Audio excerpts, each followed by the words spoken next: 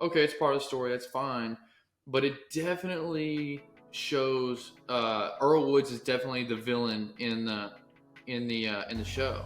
And all my friends are like, oh, I feel so sorry for Tiger Woods. He lost his childhood and all these things. I'm like, y'all act like he's not Tiger Woods. Like he's not worth, like he hasn't won the most golf holes, the most golf championships, the most major championships ever.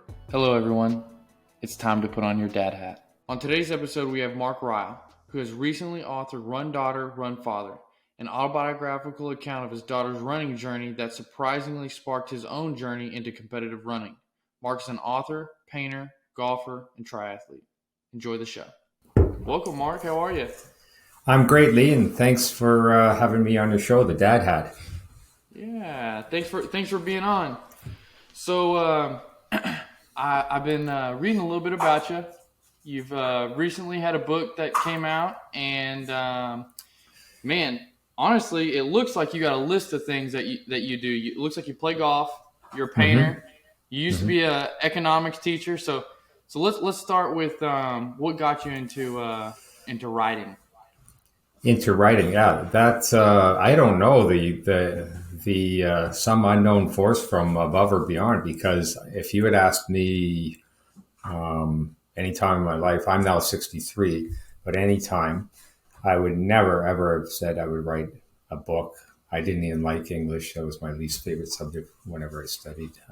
And I do read. I mean, I do read, but I never thought I'd be a writer. So yes, I have written a science fiction book, which has done pretty well actually on genetic engineering, and it's sort of dystopian type thing.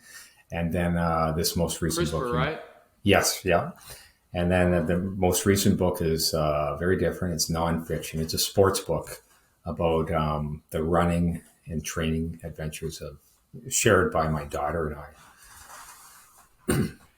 Excellent. Okay, so what were you just reading about CRISPR and starting to? I know you were a professor at a college, so were you hearing it through the grapevine there, and then just started listening in and wanted to write about it? No, actually, it was just happenstance. Let's see. Well, my daughter got me into all the running stuff and now triathloning. So that's sort of the story of that book, and we can talk about that later. But it was actually her initiative, and she dragged me into it. And I'm a better person, I think, because of it. So it's one of those father-daughter things where the daughter influenced the father more in a positive way. Anyway, so I got into triathloning, and then in triathloning, everything's age group. So like when I compete, I'm competing against 60 to 65-year-olds. We don't worry about all the young bucks and professionals, right? But you get to know people in your own age group. And I was lucky enough to make it to the World Championships for Canada in the triathlon. So at that event in Switzerland, a lot of people were in my age group were saying, well, people who are 60 or 61 have a huge advantage over the ones who are 64 or 65. And I'm like, whoa, can you really tell the difference between a 61 and a 64-year-old? And they said, yeah, like 3 years of aging matters a lot. So, because you do decline a little bit in that age group, right? So I started researching it, and I found out that on the genetic engineering front, on the scientific front, there's some serious research going on right now with the intent to stop aging and maybe even reverse it. And these scientists are serious. Like they're not a joke. George Church, for example, at Harvard University, thinks that will stop. He calls it the disease of aging. We will eradicate aging and even give people the option of reversing their aging. So I wrote a book about that on the genetic engineering front, with aging as one of the things that they try to change in the book. So I hope that answers your question on how I got into it. Yeah. So let's go to your daughter influencing you to be a triathlete. So let's back up even further though. When you were in your younger days, were you an athlete? Yeah, I did do some running in high school, although I wasn't really that interested in it. I was like, in high school sometimes you have your head in another space, right? So they always tried to get me to come out for the cross country team, but I didn't do that till grade 11. So it took them 3 years to convince me. But then I loved it when I did it, and I ran a marathon, 2 marathons in my early 20s. But then I stopped. Like I got injured, like a lot of runners do when they run pretty hard, and I stopped outright. And I did not run till my daughter, like I mentioned, my daughter getting me back into it in my 40s. So let's say I had about a 25-year hiatus, and my daughter did not know that I had run. I don't think I'd ever even mentioned it. So when she was 7 years old, this first chapter of my book, she said, "Daddy, I want to run around the block." And I'm like, "Why would you want to run around the block?" And my wife and I both looked at her and said, 7-year-olds, they want to run, but they want to play soccer, or run after a ball, or do something else. So she was playing hockey too. She played a lot of hockey. But so we found that strange. We asked her, and she said, "Well, we have a school race coming up in 3 weeks, and we'd be doing a little bit of running in school, and I want to prepare a little more." So I said, "Okay, well, we're not going to stop her." But so I had to find some running shoes and get out of my sedentary existence as a father and join my lovely daughter. And I remember those first steps like yesterday. She was going and I was doing one stride for every three of hers, but she was looking up, smiling at me, and we were running around the block together. And that changed me. That got me back into serious running, and that was the impetus for me too. So she thought I was doing it for her, but in a way, she was doing it for me. Yeah, I can definitely see, how that blossomed. Great thing for you, good thing for her. So now she runs in college. She does, yeah. So she's now in, let's see, I guess, seventh year of college. She's in med school right now, so she's a pretty serious student. She ran for the University of Western Ontario, ran for the University of Waterloo, and she's done 5 years of running for college, so she's lost her eligibility. She can't run anymore for a team there. But she's running on her own. She's doing trail runs, track running, and road racing. Yeah. So let me ask you, when you guys started running together, and I don't want to get it too far into the book.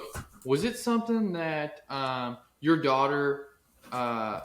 Did y'all feed off of each other? Y'all's energy. I'm sure that's something that if I were to imagine, oh, Dad's running, I better run too, or I better run a little bit more than Dad, or that sort of thing.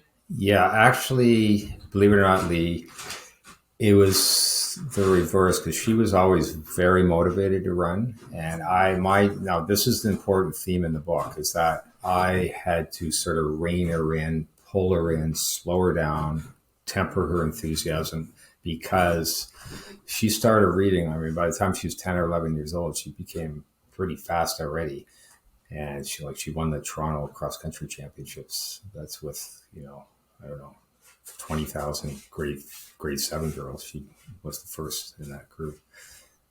So I knew she was a talented runner, a good runner, but it's very easy to get all excited as a parent and to sort of want to let her go as far as she wants. And at that point, you really have to guide them, and you got to be very careful. So she was reading about the American runner, Brianna Yuseskevich, I think that's her name was. And there was another runner, Alana Hadley, and they were running 300 kilometers per month. So let's say that's 75 kilometers per week. So in miles, 45 miles a week. So per day, almost 7 miles a day on the average as 12-year-olds. That's a lot of running. And so Stephanie wanted to sort of like be like them. I was reading about them on the internet and getting all excited because she was doing well. And I was trying to rein her in. So we had her running no more than maybe 25 to 30% of that mileage. We really watched it. So you're not going to run more than 75 kilometers per month, 20 kilometers per week, maybe. But she did do some other sports. So she was playing soccer and hockey at the same time. So she was still active and pushing herself. But anyway, that's a main theme in my book. You got to be careful. You got the parent, the dad hat on. You call it the parent hat, and you have to. I don't know. You don't want to. Are You you got to trying to think about prevent? Yeah, you're trying to prevent. Sorry, you're going to probably. Yeah. Yeah, you're trying to prevent burnout, maybe, Burnout, or injury, physical problems, probably. physical problems. There's a couple of runners in the United States. Mary Kane would be probably a really good example. Fantastic high school athlete. She set the American record in the mile, and I think she won the World Junior Championships. She was awesome. She was very fast, but she's written now recently that she pushed herself too hard. Her body weight went way down, and she experienced some problems with osteoporosis, and there's some other issues that especially females have to watch out for, and so she is in recovery right now, and I don't know where her running's at, but she's never been as fast as when she was like grade 10. Now I think she's in her mid 20s or early to mid 20s. So we'll see what happens with her. And there's an athlete, Bobby Clay from the UK. Same thing happened to her. She was a phenom in high school, but probably she admits she pushed herself too hard. Same issue. There's a condition called the female athlete triad, where you sort of you're amenorrheic. That means you don't have your period because you're so skinny, and then because of that, your bone density doesn't develop correctly, and so you can end up with stress fractures and other issues. And takes so anyway. So I was reading about that too, and so was Stephanie, and that's part of the reason we were very cautious. You got to think of long term, right? Especially for something like running. Like if this is playing the piano or something, you got to go hard if you want to be like you got to push, and you're not going to. Well, there's psychological things there too, but running, there's no need to push it when you're 12 years old. You could even wait till you're 18 or 19 to even start to become a world class runner. Most of them don't even peak till they're in their late 20s. So we were reading about that, and that's one of the main themes of the book. Just watch out, don't get too excited too early, and because it was so much fun watching her in races and win a lot of races. And she got invites. She got some invites down to the American races, and that was a lot of fun going to New York and Philadelphia. And, so yeah, that's the main theme I'd say in the book is watch out. Don't get in that what they call the parent trap, where you get so enthusiastic, you then let them push themselves, or maybe you even push them even more, and then it becomes a dangerous situation. Yeah, society has all of these stories to maybe slow the. We see it on TV, and parents are real weary about maybe a dad pushing too hard, which definitely happens often, especially in the South of as far as America goes. But I also think that it can go the other way too. We see one of the things that we touched on in my last show was, my guest Gary Gracia. He mentioned we're emotionally weak as a society right now, and I'm we kind of went back and forth on why that is, and I mean, do you have any thoughts on that? Do you think we are weak as a society right now emotionally? Yes, I do, and I certainly don't want to play into that. It's a balance, isn't it? It's a balance. So I've got the parent hat on, and I've also got the coaching hat on with my daughter. And I guess when you have the dad hat, it's a great name for your show, by the way. The dad hat is always worn in conjunction with another hat. So it could be your work.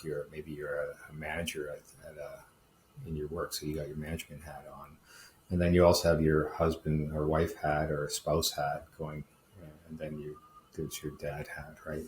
So with Stephanie, I had my dad hat and my coaching hat, and I actually had a third hat on. I was training with her for a while, so I was like a training partner hat, and that didn't last too long though, Lee, because she got her by the time she was 14 or 15. Now you got to imagine I'm 55, right? Or no, I'm Yeah, about 55. And I'm She's slowing running down. faster and longer than She's, you, wasn't yeah, she? that's right. I'm slowing down. She's getting, so now it used to, when we started, her hard run was my easy run. And by the time I'm about 55, she's 14. That's my hard run, just trying to keep up with her. That's just, she's just loping along, easy run. And now I don't even bother. I don't even bother running with her. If I can get a bike, an e-bike or something, then I'm with her. But that's about it.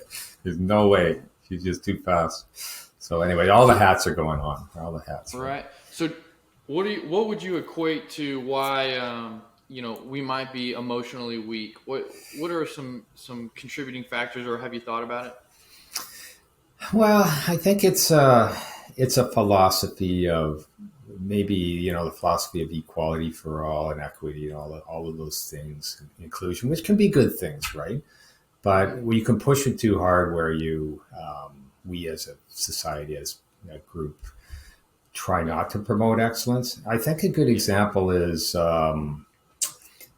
Jacob Ingebrigtsen from Norway, who's the world's best runner right now. He's amazing. So his father pushed him pretty hard. But in the culture there, they don't have that culture. They don't have that culture of pushing. Like, they want everybody, sort of. So there was some pushback there and some resentfulness. But I think they finally did recognize, his contribution, the father's contribution to pushing his. And he had not just one son, there were three sons that were all world class runners. Mm, Um, but I could even go back. You probably remember Stephen Coe. Maybe you've heard the name Stephen Coe. He won the Olympic 1500 meters, and he was an amazing athlete. His father, Peter Coe, coached him, and Peter Coe wrote a book about that experience. And Peter Coe, just like what you just said, Lee, felt like we have gotten too soft, and he talked about how everybody gets an award or a medal, even though some people really maybe were way up, worked a lot harder and were way above. So he said, and I'll never forget it. He said, "A win has to be won. Uh, a win has to be won. You can't reward people without them pushing hard or earning it, and we never want to get to that point." So when I'm talking this with Stephanie, she was very motivated. She still worked really hard, but there is a concept of overtraining, where oh yeah. and getting injured, and that you want to avoid too. So you got to find that balance. It's a very tricky balance, especially at the elite level. So I'm really talking at the elite level, hard pushing, hard going, where the danger is going just a little bit too hard and then jeopardizing yourself. So, but there's a lot of effort there, a lot of sacrifice, a lot of determination, sweat and effort, and make no mistake about it. That's not soft people. Those are really, really, really motivated people and coaches. All right. Yeah, I've had the discussion a few times about the one that comes to mind the most is Tiger Woods. Have you seen his documentary by chance about him and his father? It's on No, Netflix, I believe. I should watch it, but I haven't read a lot about it. But go ahead. Yeah. Yeah.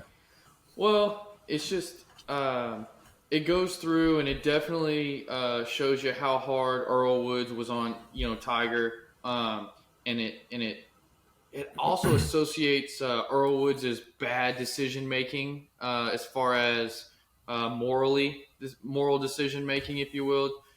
He talks about it talks about um, his his times with other women outside of his wife, and Tiger Woods being exposed to that and all that stuff. Which, okay, it's part of the story. That's fine, but it definitely shows Earl Woods is definitely the villain in the show. And all my friends are like, oh, I feel so sorry for Tiger Woods. He lost his childhood and all these things. I'm like, y'all act like he's not Tiger Woods, like he's not Yeah. worth, like he hasn't won the most golf holes, the most golf championships, the most Oh yeah. major championships ever, and he's not a billionaire. He's not done all these great things. Does Earl Woods not get any credit at all for Yeah. this empire that he's built? And it'd be another thing if Tiger Woods was depressed and not wanting to live any longer, and you know, that would be one thing. But he's Tiger Woods. I mean, if we don't want to strive for greatness, I don't know. That's tough for me to swallow. That's a tough pill for me to swallow, not to want to strive for being awesome. And I and that's another thing why, in my opinion, we're getting emotionally weak is we we don't like billionaires. Billionaires are terrible these days, and the super successful, they got it by oppression, and it's just this continued. And I'm not saying oppression doesn't happen. It does. I get it, but at the same time, to point the finger at a person that has a strong will and wants to, he wants to impact the world instead of the world impacting him. Yeah.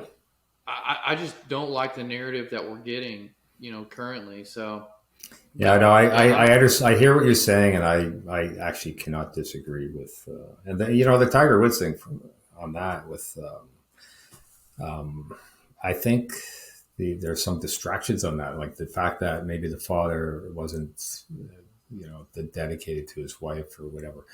It's easy to criticize, right? You can always poke holes from, like you can go to Elon Musk, who's one of the greatest billionaires and visionaries, whether you like his politics or not. Like the guy has done a lot. He's forward thinking. The things that he's involved with are probably going to help the world, like electric powered things and solar and so anyway, like you can criticize the guy all you want and how he relates to his wife, but the guy has accomplished more than 8 billion other people on earth will ever accomplish. And he's employed people, he's produced jobs, he's futurist. So he's going to have his critics, right? Doing great things. So back to Tiger. I don't know if you saw the documentary on the Williams sisters, the tennis players, the father there. King Richard? Yeah. What do you think? Excellent. Yeah, that's an interesting one. He pushed them hard too, but he was organized and he stuck up for them. And I don't think he was perfect either. He seemed to he was a pretty hard-headed guy, but like that's how you're not going to get there by being soft. There's no way, or by expecting people to give it to you. You have to go out there and go for it. Definitely. Go for it. My wife's a big tennis player. She played tennis in high school and in college, and so we definitely watched that together. We've recently watched Breakpoint as well, which is another tennis documentary. It's kind of, I don't know if do you follow tennis? No, not really. Not really. Well, it's hard not to follow the Williams sisters, right? That wasn't a tennis story. That was a world story or whatever you want to say. So, but yeah, he was I don't know how much of the show was fiction, but him speaking to everyone that was telling him to be easier on his daughters and to let up and you're doing something bad to them somehow, and him responding with, look, I don't want my kids to be in the street. We live in Compton. It's a terrible part of California because it's impoverished. It's a lot of crime. Everything. I want them to grow out of it. Yeah. And if you don't like that, kick rocks. And I was like, that's exactly right. Yeah. I mean, there's that one scene where I don't know if it's like the social services people arrive at the house and try to accuse him of abusing them or something, and that's a very telling scene. He says, anyway. So dads out there, or parents. You gotta balance it. Is that what we're taking away from this? You need to push for sure, but you can't push too hard. Yeah, push hard, but just remember, if you're pushing pretty hard, remember, it's hopefully they have that within them. They also it's not just you pushing them. So luckily with Stephanie, she was quite motivated. She still is, by the way. And she, in the foreword to my book, she says, we butt heads a lot. Like her and I butted heads many times. And the theme was, she would say, I want to go further, do more, go more races, whatever. And I was always saying, no, you should watch out, be careful. That was the theme of us butting heads. But she says in the foreword to my book that she's thankful for that because she never got injured. She's never been seriously injured, and she still loves running, and she's having some pretty significant success. So What's she studying in school now? So she's studying medicine, and she's in third year medicine right now. But she's still running, and she's doing trail runs too, like those, those crazy. I don't think I'd ever be able to do this, but like 50K through the trails and that sort of stuff. She's tried a bit of that too, but she just said is that ultra marathon? Yeah, ultra trails. Yeah. Have you heard of David Goggins? No. Okay, so David Goggins, he was a Navy SEAL, and he's basically a motivational guy for sure. Okay. But his motivation is so it's not, hey, you can do this, I believe in you. It's like face how hard it is, and don't complain about it, and it's just hit you in the face. But he's an ultra marathon runner, and he talks about running for days. Yeah. I'm just like, Stephanie probably knows him and probably read the book. She's probably on that. So yeah, he's got a couple out there, and it's one of those horror stories. He had a terrible upbringing and neglect, and he was way overweight, and he used his grandfather was a I can't remember, Air Force person or something like that, and he goes to live with him because his parents were rough, and he ends up going to the military too, and it turns it around. So fantastic! It's a good one. I'm a fan. I love those stories. I love that. Yeah. So yeah. No, Stephanie never really. I mean, in my book, there are some challenges we have. For example, for her, one thing she had was exercise-induced asthma. We never knew that till grade 9. So she was lined up at the start of the Ontario Cross Country Championships. And she was in the top seeding, like the top 10 girls. She was going to be one of them, maybe win, I don't know. So, and in the race, my wife and I were there, and off they went and into the forest, so you don't see them. But they had spotters out there and announcers, so they would come on the microphone and say, and in first place is, Charlotte Proust from London Central High School, second place. So they're naming it, and we never heard Stephanie's name, at least the first kilometer. And Lynn and I are looking at each other like, isn't she supposed to be, like she was our conference champion? And, anyway, so we were getting a little worried. And then 2 kilometers in, still never heard her name. It's only a 3-kilometer race for midget girls. So now they start coming across the finish line. We don't see her, don't hear from her. We don't see her at all. Like, where'd she go? Now we're really worried, right? And what had happened, it was her first exercise-induced asthma attack.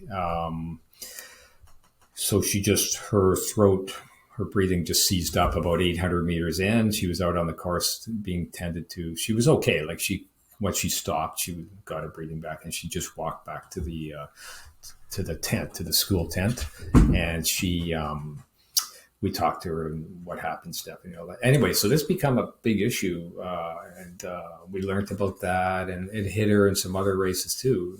That I mentioned the Philadelphia race. We went down to the Great Penn Relays. That was fantastic. She was rubbing shoulders with Hannah DeBalsi and the other top runners in the U.S. in a 3K race, I think it was, and again, about halfway through, I could just see her going backwards in the field. And I was like, oh my God. And she came around the corner. She was pointing to her throat. And I thought, oh, so she has another asthma attack, right? So that was very frustrating. But I said to Steph, the two world record holders in the marathon in the world, Paula Radcliffe from UK and Haile Gebrselassie from Ethiopia, they both have asthma. So don't let it deter you. You'll either grow out of it or learn how to deal with it. And it took maybe 3 or 4 years, but she grew out of it, and it doesn't affect her anymore. But that was very, very frustrating at the time. You're all geared up for a race, and then you can't even, can't breathe. Right? That's not good for a runner. No, I think I need some oxygen. Yeah. So she dealt with that, and there was a lot of heartbreak. It was a long ride back from Philadelphia after that race because we drove down there, and that's where I had to have my parent hat on, take away the coaching hat, and just have her talking about other things, not worry about the race, and do some comedy on the radio or play word games and listen to music and joke around, because you don't want to obsess about that sort of thing. So is it something that, I mean, you said exercise induced asthma. I mean, is it prevalent? I mean, does it happen a lot?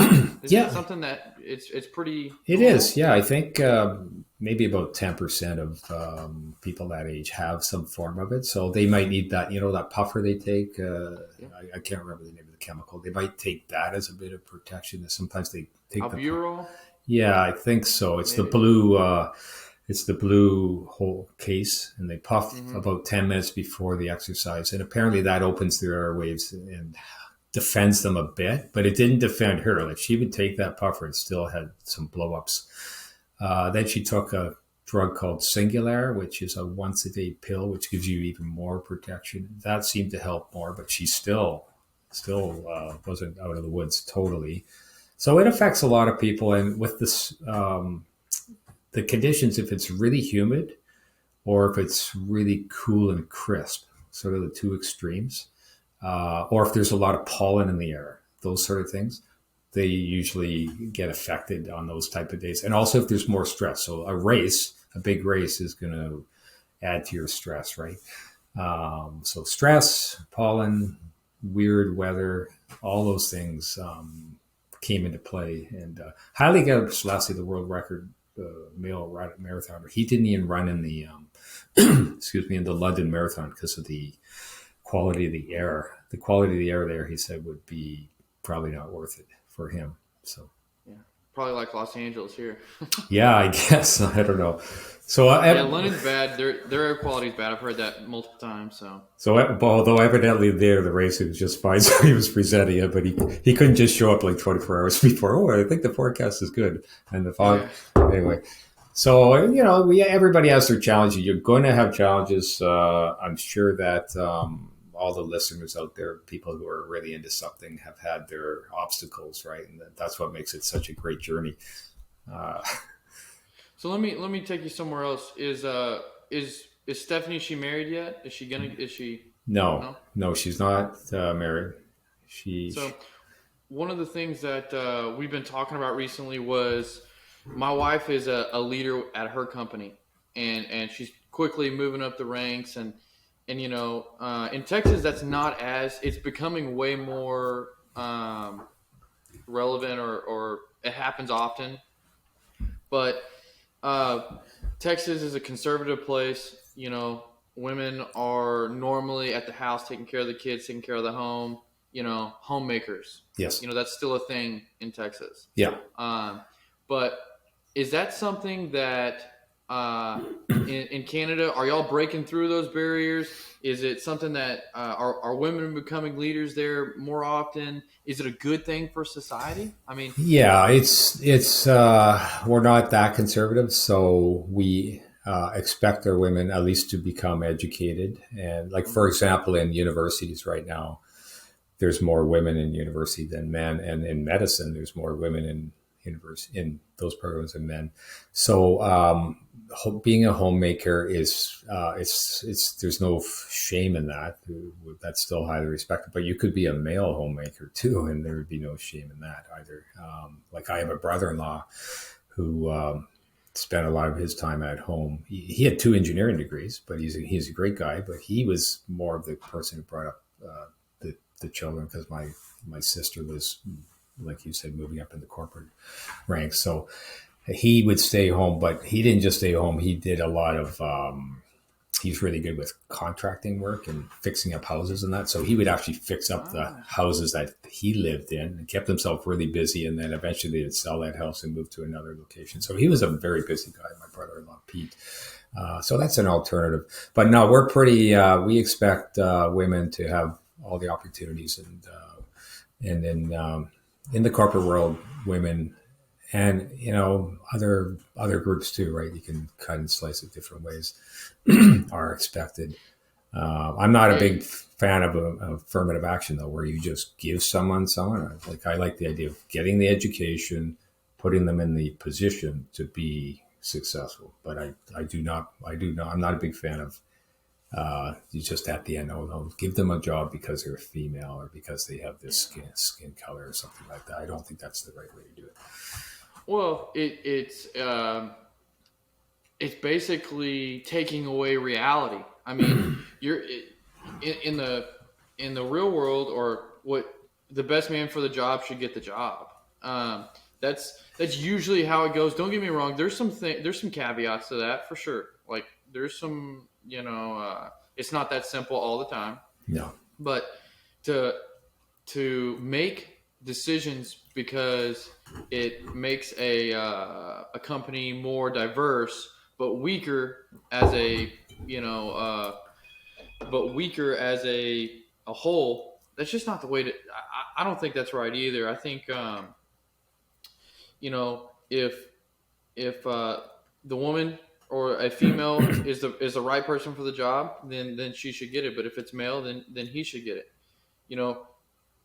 It's a rough time to say that. It's a rough time to be. I hate to say this, but it's hard to be a white guy right now because the narrative is, hey, they're the oppressor, which I don't even like saying that because it's something that, I've been at the management level for a long time through my career now, and I don't like I don't like to be thought of that way, but it's just part of it. I think we'll grow through it because we're seeing some shift right now, which I don't like to give this guy a platform by any means, but have you seen anything on Andrew Tate yet?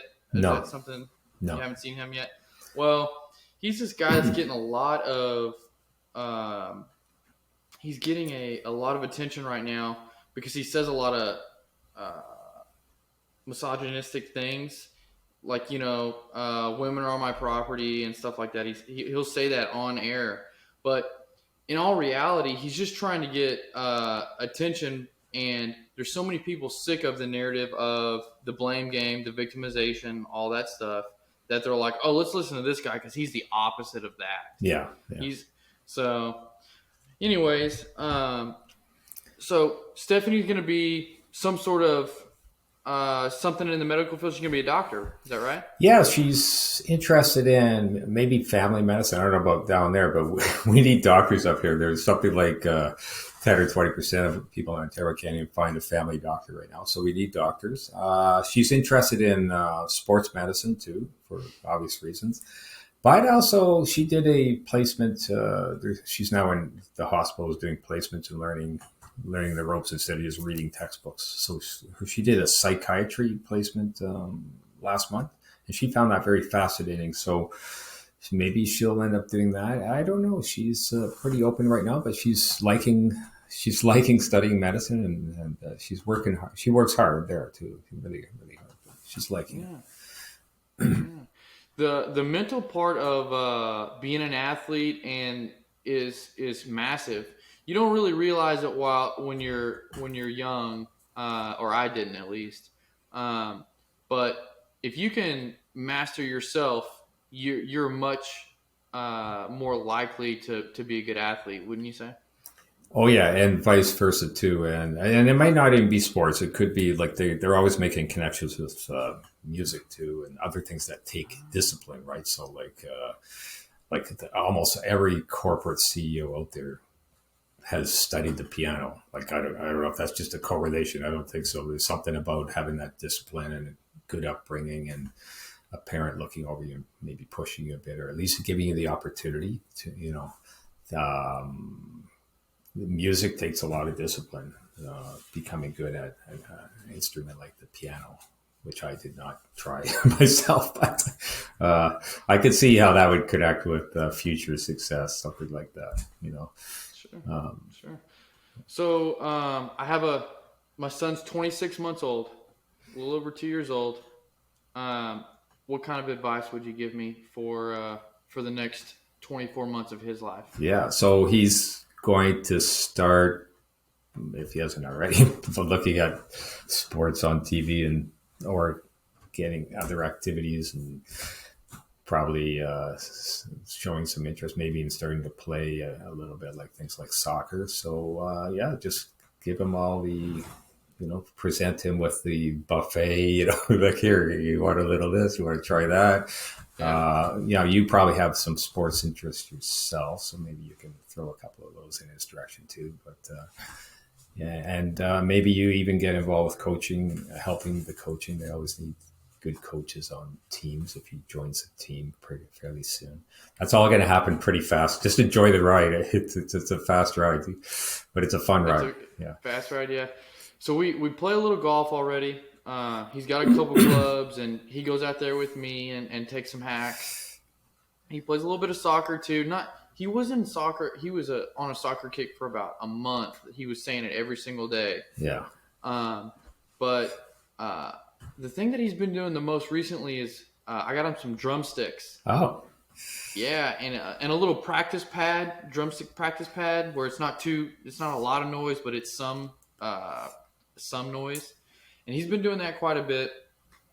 He's a little, I feel like, I don't want to say addicted, but he's been wanting to watch TV a lot lately.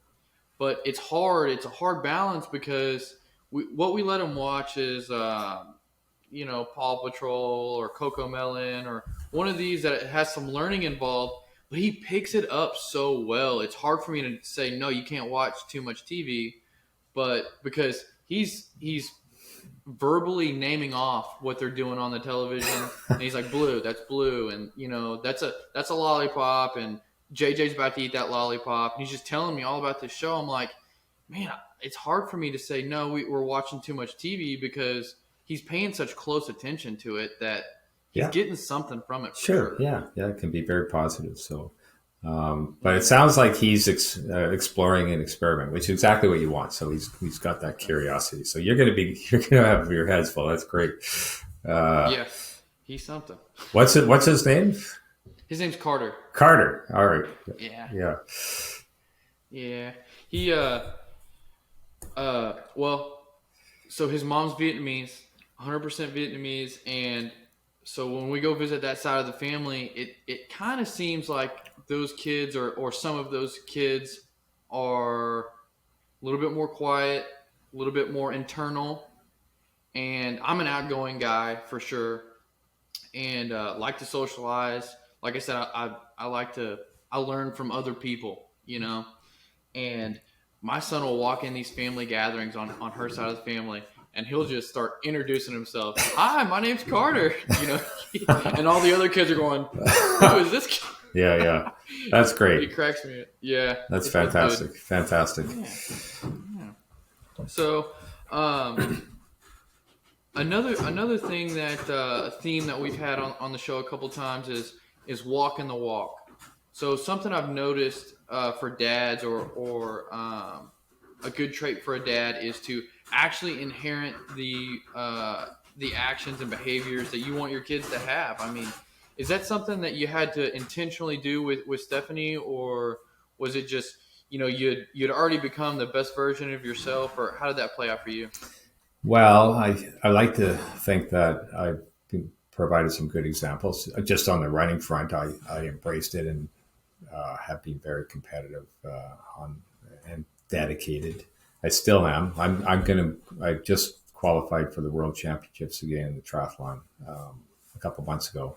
So I'm going to Spain with my wife in September to run in that, to do that race. And that was a lot of hard work. So I'm providing an example.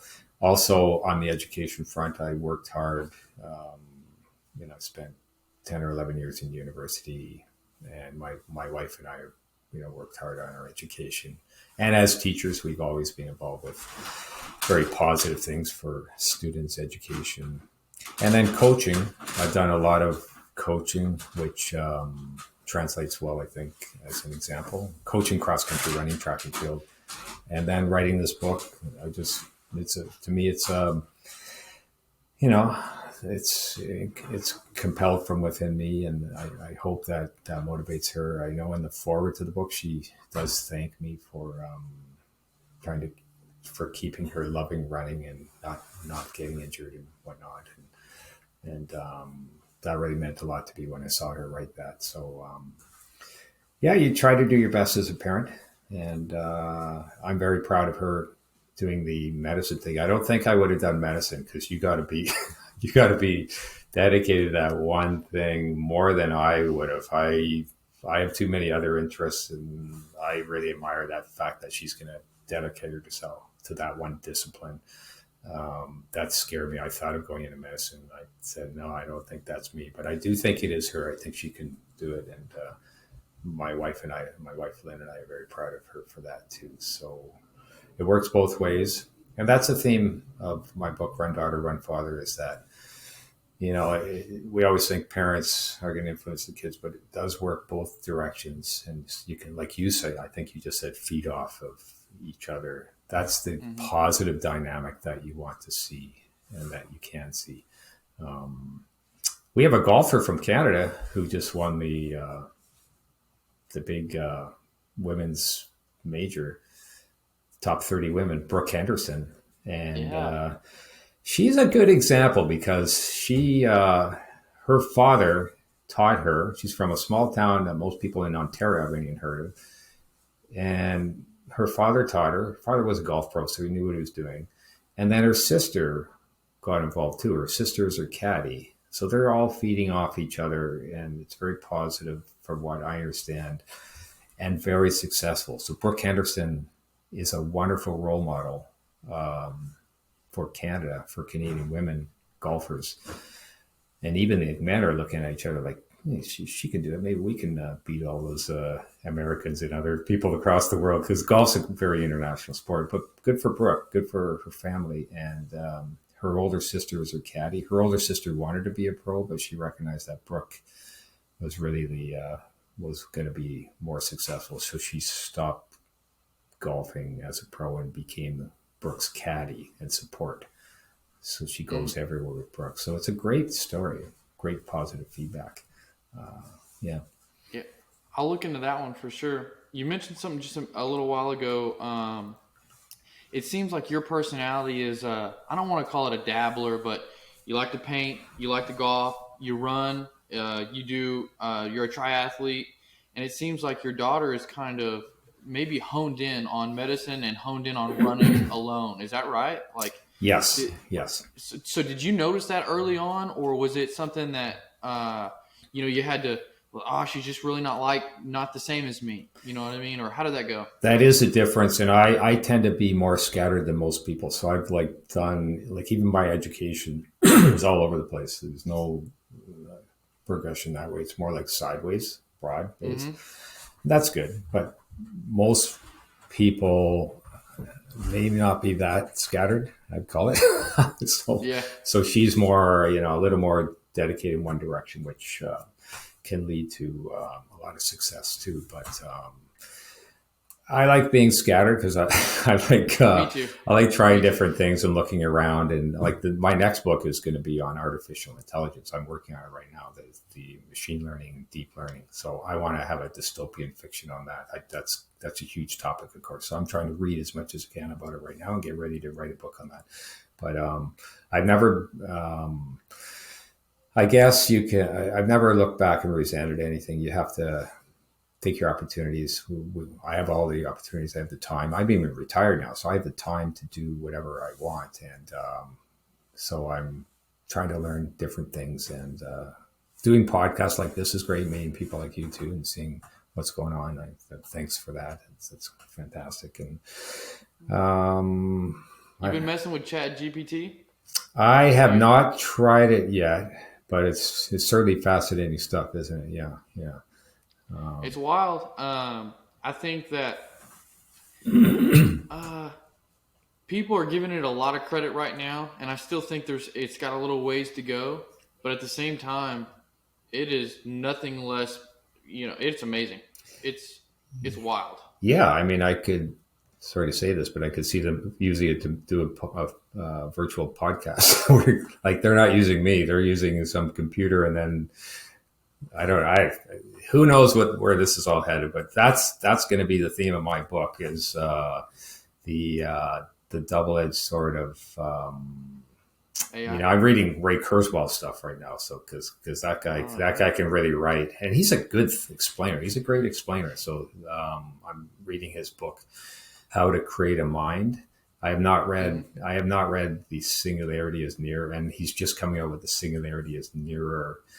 But I'm going to read both of those, and he's great at sort of pulling it all together. He's the real deal. He's done a lot of work, a lot of hard work on that front with language detection and facial recognition, and like he knows the neurophysiology, and he also knows the technology, the computing and the math.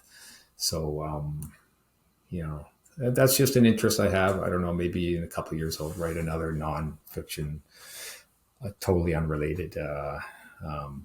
I'd like to do a book on golf, actually, because golf. If I do a book on golf, it's going to be humorous. It's not going to be serious. It's going to be a funny book, and I'd love to do that. So I'm thinking about that actually.